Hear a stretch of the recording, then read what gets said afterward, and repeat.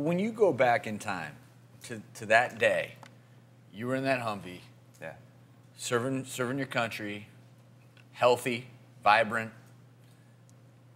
What's that like when, in a moment, everything changes? Well, it's funny because we were joking and trying to make the most of the day, the mission we were on, and I was driving the Humvee, the 3 other guys in the vehicle, and literally from one laugh to all of a sudden, boom. And you hear these stories about when people have these kind of experiences where everything just completely just like, whoa, just slows down. And it felt like the explosion happened and everything slowed down, and I can feel the energy like slowly kind of coming through my body. And I felt like by the time it got up to my head is when I almost kind of really caught up to the explosion. But I was trapped inside this truck, and the way that I was pinned, I can actually see my hands.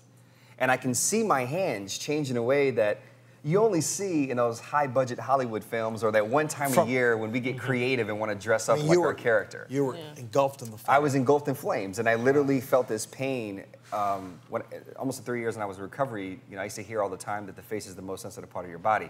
You guys would be able to answer that if it's true or not, but I know I felt this heat coming over my face, and it was just the pain was just, it was excruciating. I would scream and yell at the top of my lungs for someone to pull me out. And meanwhile, I was inhaling all the smoke from the fire. And I felt hopeless. I literally thought my life was going to end. I literally can see them handing my mother a flag, thanking her for my service. And I almost kind of started to accept that I wasn't going to make it, that I was going to die.